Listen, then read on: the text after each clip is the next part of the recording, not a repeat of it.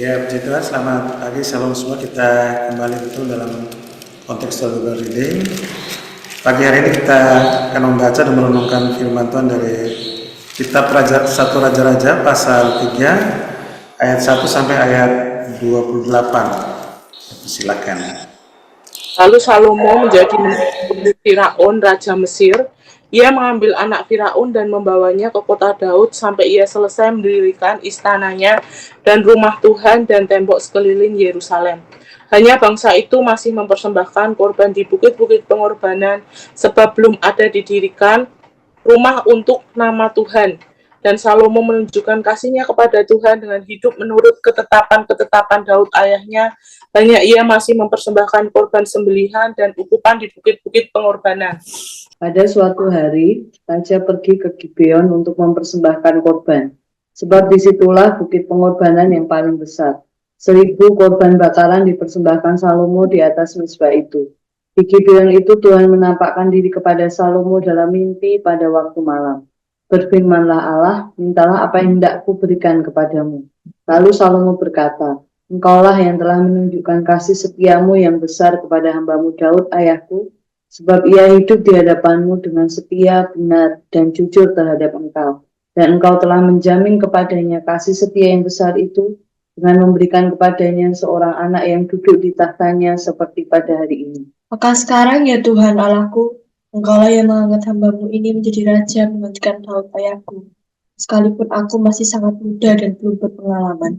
Demikianlah hambamu ini berada di tengah-tengah umatmu yang kau pilih, suatu umat yang besar, yang tidak terhitung dan tidak terkira banyaknya.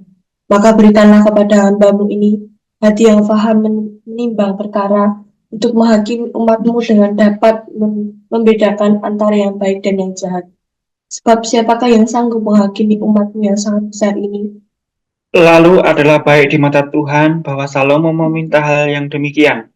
Jadi berfirmanlah Allah kepadanya, oleh karena engkau telah meminta hal yang demikian dan tidak meminta umur panjang atau kekayaan atau nyawa musuhmu, melainkan pengertian untuk memutuskan hukum, maka sesungguhnya aku melakukan sesuai dengan permintaanmu itu. Sesungguhnya aku memberikan kepadamu hati yang penuh hikmat dan pengertian, sehingga sebelum engkau tidak ada seorang pun seperti engkau, dan sesudah engkau tak akan bangkit seorang pun seperti engkau. Dan juga apa yang tidak kau minta aku berikan kepadamu, baik kekayaan maupun kemuliaan, sehingga sepanjang umurmu tak akan ada seorang pun seperti engkau di antara raja-raja. Dan jika engkau hidup menurut jalan yang kutunjukkan dan tetap mengikuti segala ketetapan dan perintahku sama seperti ayahmu Daud, maka aku akan memperpanjang umurmu. Lalu terjagalah Salomo, ternyata ia bermimpi sekembalinya ke Yerusalem, berdirilah ia di hadapan tabut perjanjian Tuhan, dipersembahkannya korban-korban bakaran dan korban-korban keselamatan. Kemudian ia mengadakan perjamuan bagi semua pegawainya. Pada waktu itu masuklah 2 orang perempuan sundal menghadap raja, lalu mereka berdiri di depannya. Kata perempuan yang satu, "Ya tuanku, aku dan perempuan ini diam dalam satu rumah, dan aku melahirkan anak pada waktu dia ada di rumah itu. Kemudian pada hari yang ketiga sesudah aku, perempuan itu pun melahirkan anak. Kami sendirian, tidak ada orang luar bersama-sama kami dalam rumah, hanya kami berdua saja dalam rumah." Pada waktu malam, anak perempuan ini mati karena ia menidurinya. Pada waktu tengah malam ia bangun lalu mengambil anakku dari sampingku, sementara hambamu ini tidur, dibaringkannya anakku itu di pangkuannya, sedang anaknya yang mati itu dibaringkannya di pangkuanku. Ketika aku bangun pada waktu pagi untuk menyusui anakku, tampaklah anak itu sudah mati. Tetapi ketika aku mengamat-amati dia pada waktu pagi itu, tampaklah bukan dia anak yang kulahirkan.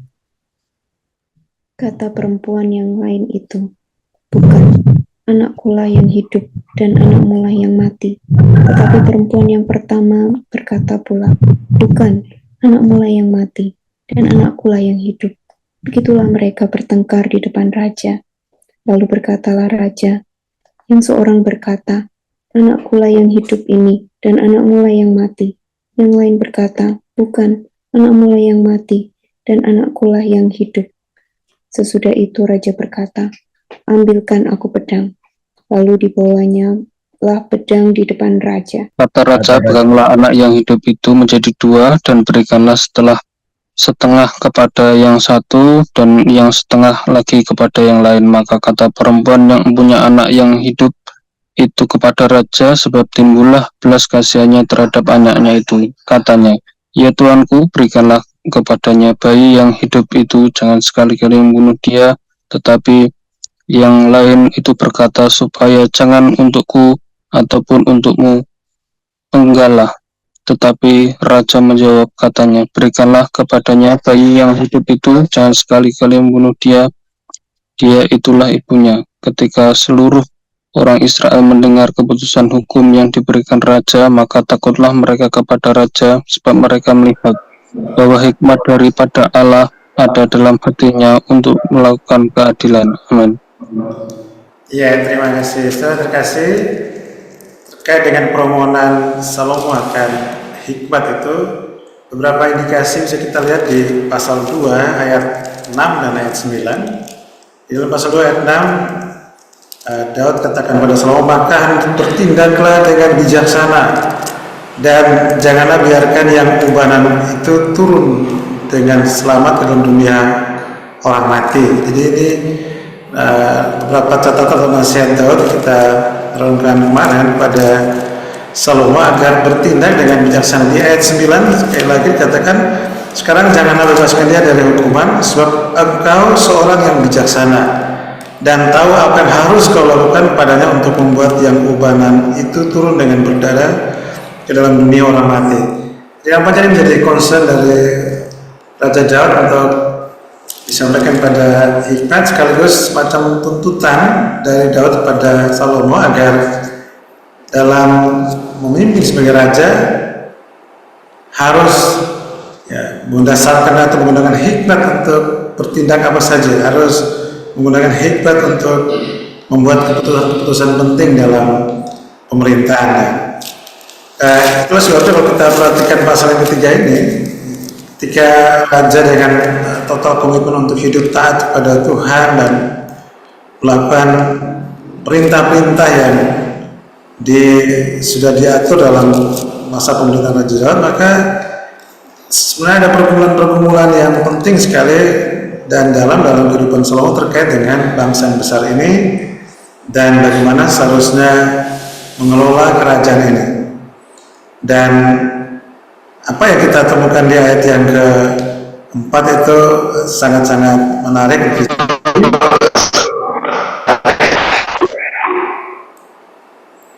Di dalam ayat 4 dikatakan, pada suatu hari raja pergi ke Gibeon untuk mempersembahkan korban, sebab disitulah bukit pengorbanan yang paling besar.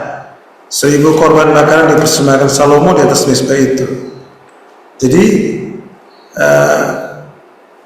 Salomo begitu mengasihi Tuhan dan dia membuktikan atau menyatakan kasihnya kepada Tuhan dengan mempersembahkan korban begitu besar. Di ayat 3 dikatakan, dan Salomo menunjukkan kasihnya pada Tuhan dengan hidup menurut ketetapan-ketetapan Daud ayahnya. Dan ayat 4 dikatakan bahwa ada 1000 korban bakaran dipersembahkan Salomo di atas mezbah. Kita bisa membayangkan bagaimana gegap gempita dan penuh dengan sebuah suasana kegaiban gitu ketika 1000 korban dipersembahkan dan dilakukan sebuah perbuatan bakti yang sungguh-sungguh besar itu di hadapan Tuhan. Dan di ayat 5 Tuhan menampakkan diri kepada Salomo dalam mimpi pada waktu malam. Jadi Tuhan, ya ini salah satu cara Tuhan itu membahayakan dirinya melalui mimpi, datang menjumpai Salomo dan berfirman, mintalah apa yang hendak kuberikan kepadamu. Apakah Tuhan tahu kebutuhan Salomo? Tentu Tuhan tahu. Dan kalau tadi kita perhatikan pasal 2, Daud memberi nasihat pada Salomo untuk mengambil keputusan dengan bijaksana, maka kita melihat di sini bahwa ada hal yang begitu krusial atau kebutuhan akan hikmat itu begitu berarti, dan mari kita cermati bagaimana respon Salomo ketika Tuhan berkata, mintalah apa yang hendak kuberikan kepadamu.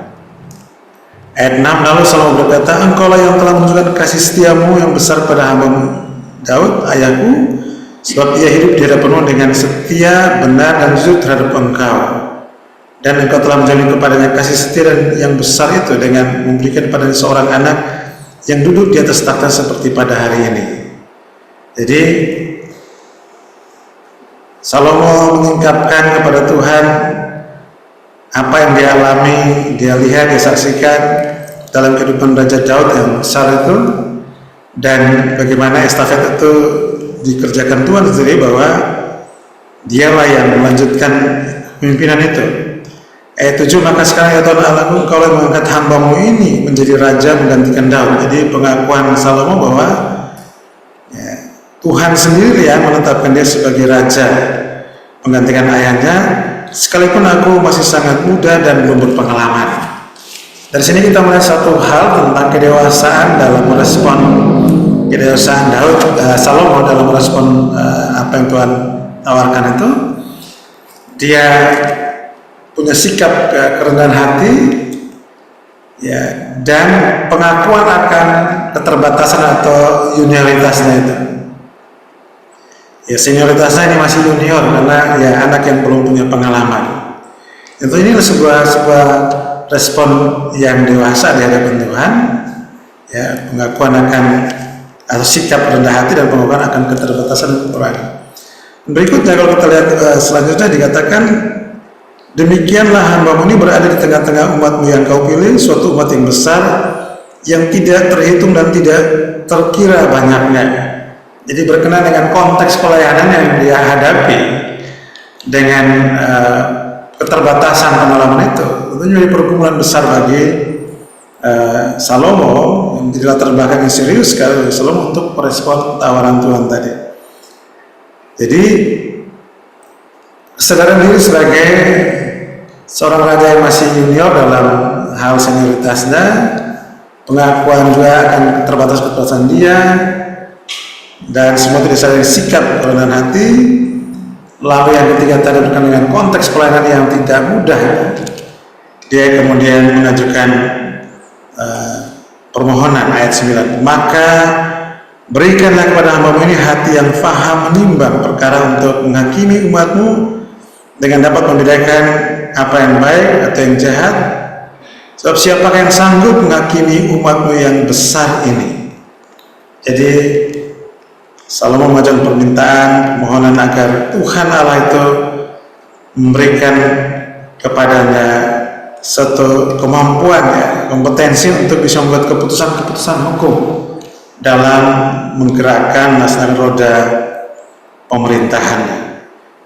Salomo mengharapkan Tuhan memberikan satu pengertian yang besar, hikmat yang besar dari Tuhan sendiri untuk bisa menimbang, ya, melakukan pertimbangan-pertimbangan hukum dan membuat keputusan, lalu mengambil tindakan konkret sebagai implementasi dari pertimbangan hukum itu dan kerinduannya agar bangsa besar ini bisa termanage dengan sebaik-baiknya. Kalau tidak, kita bisa mencermati beberapa hal di sini. Ada 3 pokok penting sebelum mengajukan permohonan. Itu tadi sikap kerendahan hati, yang kedua pengakuan akan keterbatasan, kekurangan, kelemahan, ya, dan yang ketiga tentang konteks pelayanan dia. Kalau dia dipercaya harus melayani bangsa sebesar ini, dia membutuhkan ini, dan itu yang kemudian diajukan pada Tuhan. Dia membutuhkan hikmat untuk membuat keputusan-keputusan hukum. Bagaimana tanggapan Tuhan terhadap permohonan Salomo? Ayat yang ke-10, lalu adalah baik di mata Tuhan bahwa Salomo meminta hal yang demikian. Jadi Tuhan bersikap positif sekali terhadap permohonan Salomo. Dan ayat 11 dikatakan, jadi berfirmanlah ada padanya, oleh karena engkau telah meminta hal yang demikian itu dan tidak meminta umur panjang atau kekayaan atau nyawa musuhmu, melainkan pengertian untuk memutuskan hukum, maka sesungguhnya aku melakukan sesuai dengan permintaanmu itu. Jadi Tuhan memenuhi permintaan Salomo, bahkan dikatakan sesungguhnya aku memberikan padamu hati yang penuh hikmat dan pengertian, sehingga sebelum engkau tidak ada seorang pun seperti engkau, dan sesudah engkau tak akan bangkit seorang pun seperti engkau. Salomo ternyata meminta sebuah permohonan, sebuah permintaan yang betul-betul permintaan yang sejati, sebuah kebutuhan yang sejati dan yang tertinggi levelnya bagi kepemimpinan suatu bangsa itu minta hikmat, dan Tuhan memberikan hikmat yang luar biasa ya, kalau dikomparasikan dengan siapapun yang sudah pernah muncul sebagai raja maupun yang akan datang, tidak akan setara dengan mereka, jauh lebih unggul, jauh lebih mulia, lebih besar kapasitasnya. Dan ayat 13 menarik ini ya, apa yang tidak diminta ini bonus ya, dan juga apa yang tidak kau minta aku berikan kepadamu, baik kekayaan maupun kemuliaan, sehingga sepanjang umurmu tidak ada seorang pun seperti engkau di antara raja-raja. Dan yang bersyarat ini ayat 14, jika engkau hidup menurut jalan yang aku tunjukkan dan tetap mengikuti segala ketetapan dan perintahku sama seperti ayahmu Daud, maka aku akan memperpanjang umurmu. Ya, jadi hikmat pengertian yang luar biasa, kapasitasnya besar sekali, unggul, diberikan. Yang tidak diminta juga Tuhan karuniakan pada Salomo itu kekayaan, kemuliaan, dan dengan ketaatan, kekudusan hidup dan seterusnya, Salomo akan diberi umur panjang. Saya kira kalau kita mendengar jawaban Tuhan atas permohonan Salomo, itu semua ini menjadi kerinduan siapapun di muka bumi ini, dan juga menjadi kerinduan kita. Tapi titik pentingnya adalah memberikan atau mengajukan permohonan yang benar, itu yang berkenan kepada Tuhan, itu jadi pergumulan kita masing-masing. Bagaimana agar setiap permohonan kita sesuatu yang betul-betul jadi kebutuhan untuk kepentingan pelayanan, untuk maksud ya, mengerjakan tugas tanggung jawab yang Tuhan percayakan. Banyak orang merindukan jabatan, banyak orang merindukan posisi, banyak orang merindukan banyak hal, tapi setelah mendapatkan itu, mengelolanya dan memperuntukkan semua untuk kemuliaan diri pribadi dan seterusnya. Salomo tidak, dia minta hikmat untuk bisa melaksanakan tugas tanggung jawab yang dipercayakan padanya, mengerjakan visi misi yang dipercayakan padanya, dan itu untuk hormat dan kemuliaan namanya.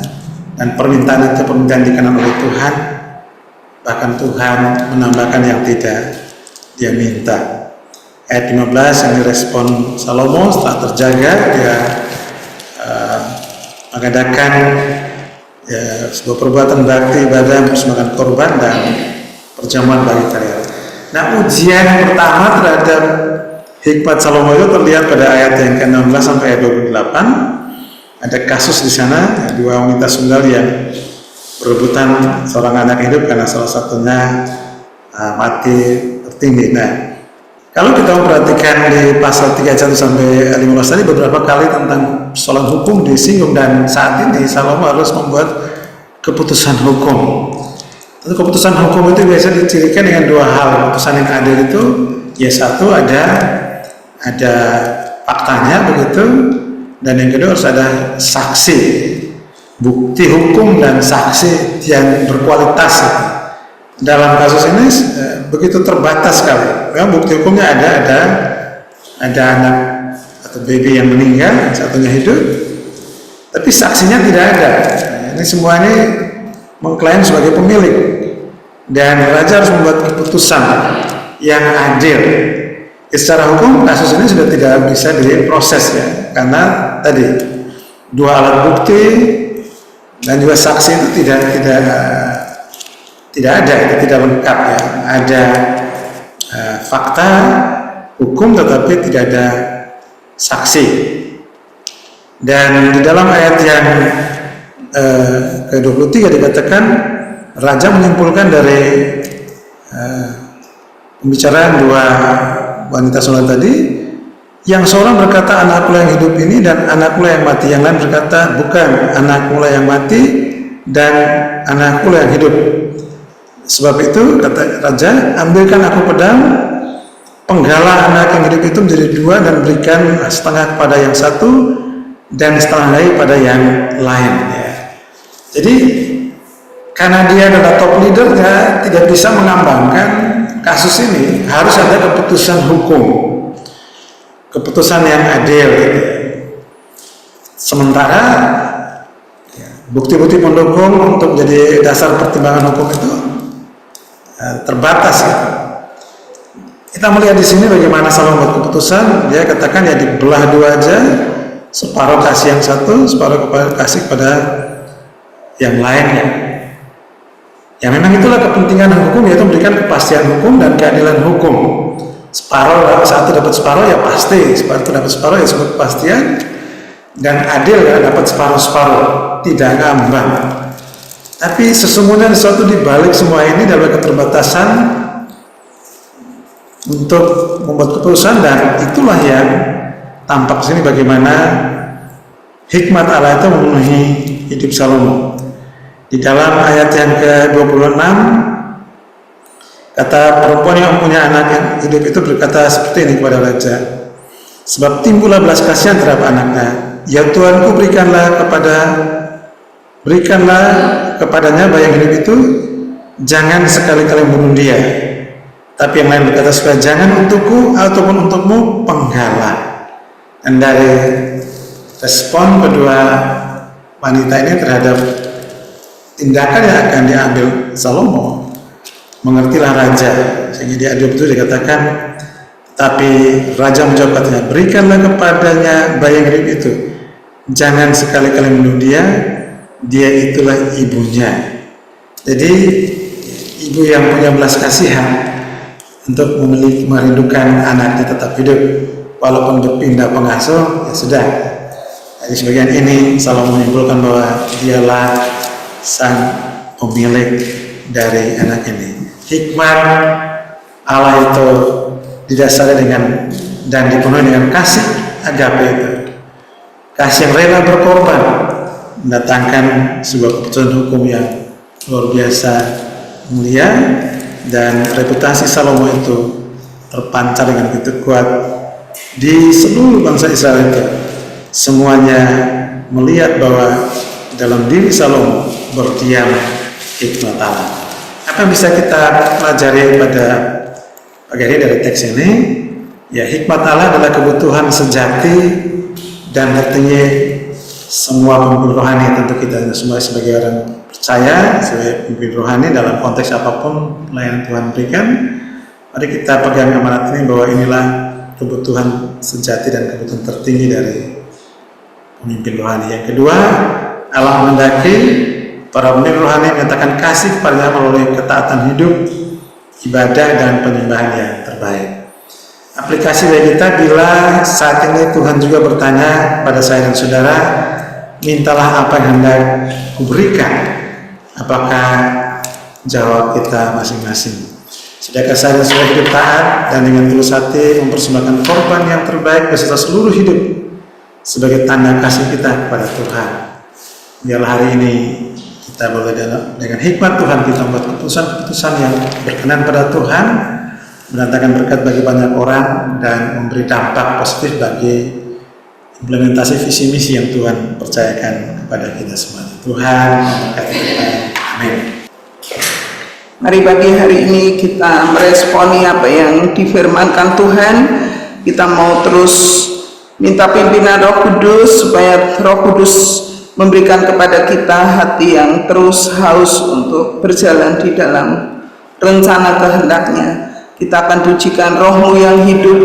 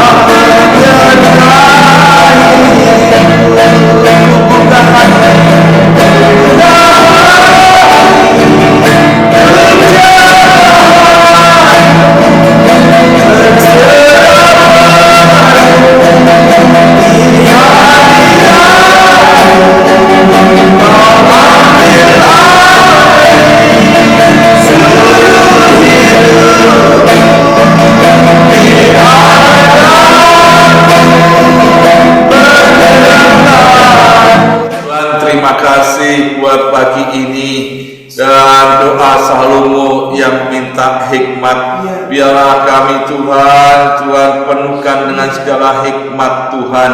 Kami boleh mendapat pengertian yang baik dan yang buruk dan melakukan yang benar di hadapan Tuhan.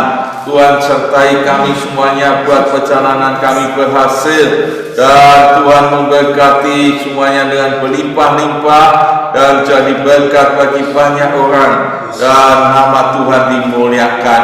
Tuhan pimpin hari ini, lindungi kami semuanya untuk tetap sehat tanpa kesakitan dan hidup tanpa dosa, memuliakan Tuhan.